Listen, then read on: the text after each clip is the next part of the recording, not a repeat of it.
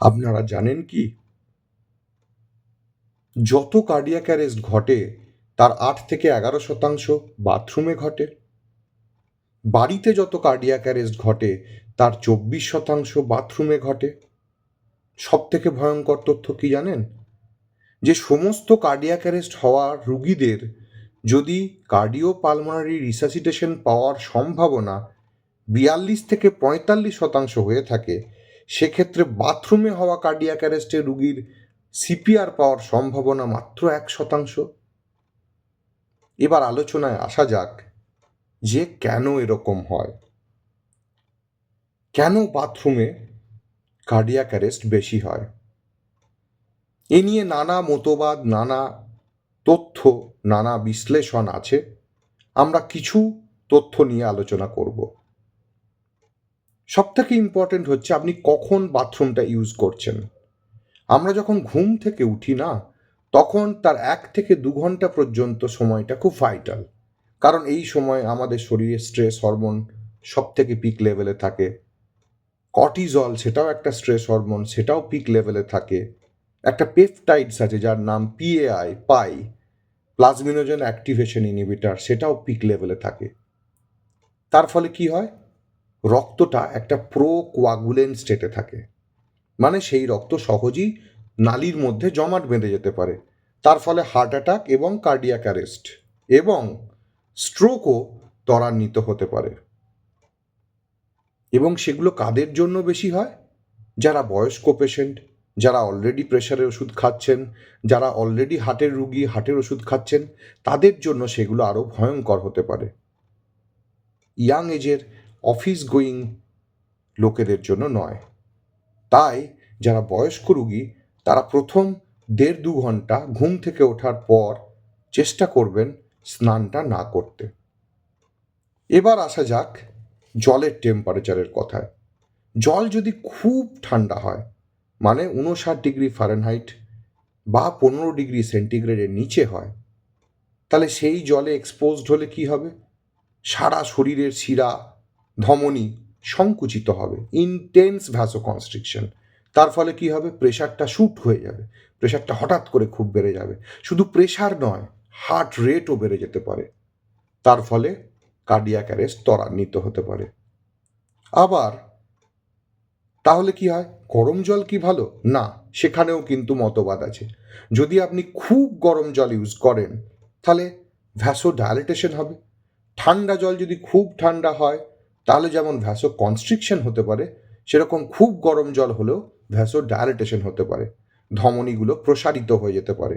তার ফলে হঠাৎ করে কার্ডিয়াক আউটপুট খুব বেড়ে যায়, এবং কার্ডিয়াক আউটপুট হঠাৎ করে বেড়ে গেলে হার্টটা একটা স্ট্রেস কন্ডিশনে চলে যায়, যেটাও কিন্তু কার্ডিয়াক অ্যারেস্ট কে ত্বরান্বিত করতে পারে। তাহলে আমরা কি করব? কি জল ইউজ করব? হালকা কুসুম গরম জল, যে জলটা খুব ঠান্ডাও নয় আবার খুব গরমও নয়। 20 থেকে 30 ডিগ্রি সেন্টিগ্রেডের মধ্যে জলের টেম্পারেচার হলে সব থেকে ভালো হয়।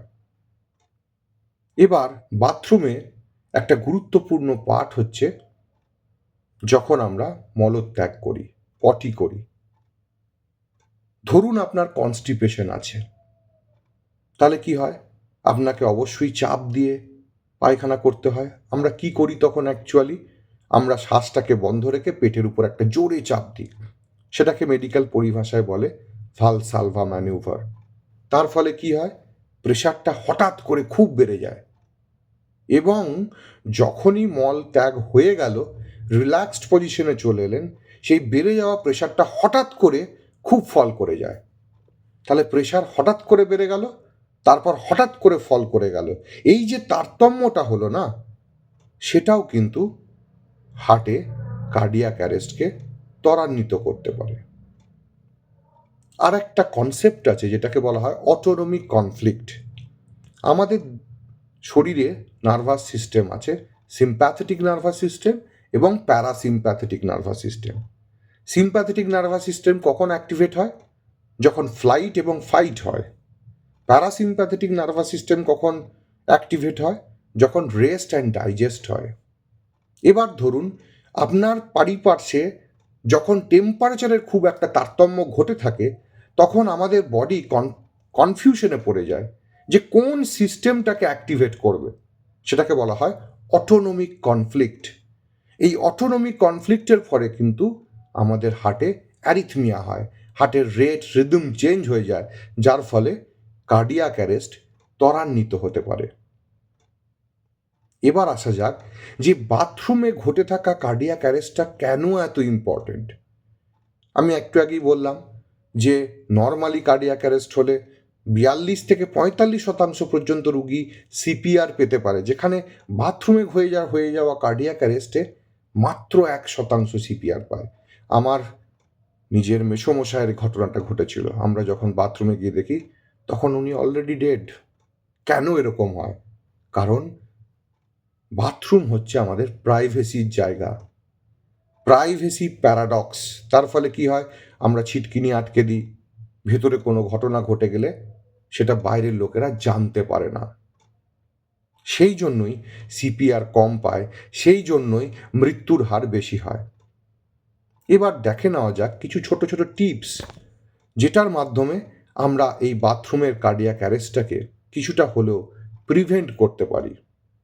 এবং এই যে টিপসগুলো, এগুলো পরিবারের বয়স্ক লোকেদের জন্য, যারা হার্টের ওষুধ খাচ্ছেন, যারা প্রেশারের ওষুধ দীর্ঘদিন ধরে খাচ্ছেন, তাদের জন্য ইম্পর্টেন্ট। প্রথমেই বলে রাখি, আপনার জীবনের মূল্য বেশি। যদি সত্যিই খুব বয়স্ক পেশেন্ট থাকে, দয়া করে বাথরুমের ছিটকিনিটা বা দরজাটা আটকাবেন না, খুলে রাখুন। দ্বিতীয় কথা, আপনি বাথরুমে একটা সুইচ সিস্টেম করতে পারেন। তারা হঠাৎ করে বিপদে পড়লে তাদেরকে শিখিয়ে রাখতে হবে, সুইচটা অন করে দিবেন, যার ফলে পরিবারের অন্য লোকেরা জানতে পারে যে আপনি বিপদে পড়েছেন। তৃতীয়ত, স্নান করবেন আপনি খুব ঠান্ডা জলেও নয়, খুব গরম জলেও নয়, ঈষৎ উষ্ণ কুসুম গরম জলে। চতুর্থত, আপনি বসে স্নান করুন, দাঁড়িয়ে স্নান করবেন না। কারণ দাঁড়িয়ে স্নান করলে আপনার যদি কার্ডিয়াক অ্যারেস্ট হয়েও থাকে, আপনি পড়ে যাবেন সানের মেঝেতে, তার ফলে আপনার হেড ইনজুরি হবে। মানে একদিকে কার্ডিয়াক অ্যারেস্ট, অন্যদিকে হেড ইনজুরি, সিচুয়েশন কিন্তু প্রচণ্ড ভয়ঙ্কর হয়ে যাবে। তাই আপনি বসে স্নান করুন। পঞ্চম পয়েন্ট কি বলবো, না আপনি জলটাকে ডিরেক্ট মাথায় ঢালবেন না। প্রথমে আপনি হাতে পায়ে একটু একটু করে জল দিয়ে বডিটাকে কোপ আপ করানোর চেষ্টা করুন। তাহলেও কিন্তু ওই অটোনমিক কনফ্লিক্ট ব্যাপারটা অনেক কম হবে, কার্ডিয়াক অ্যারেস্টের সম্ভাবনা অনেকটা কমে যাবে। এবং লাস্ট বলে রাখি যে বাথরুমটা কিন্তু খুব পিছল যেন না হয়, খেয়াল রাখবেন। কারণ পড়ে গেলে আপনার হেড ইনজুরি হওয়ার চান্সটা অনেক বেড়ে যাবে। আমার মনে হয় যাদের বাড়িতে বয়স্ক বাবা মা আছেন, এই ভিডিওটা তাদের জন্য একটা বার্তা বহন করে আনবে। তারা আশা করি এই টিপসগুলো অবলম্বন করলে কার্ডিয়াক অ্যারেস্ট বা স্ট্রোকটাকে, যেটা বাথরুমে ঘটে থাকছে, সেটাকে অনেকখানি প্রিভেন্ট করা সম্ভব হবে। যদি ভিডিওটা ভালো লেগে থাকে, কাইন্ডলি একটা লাইক এবং শেয়ার করবেন, অন্যদের মধ্যে ছড়িয়ে দেবেন, যাতে তারাও এই ভিডিওটা থেকে পজিটিভ কিছু ভাইবস পায়। Good night.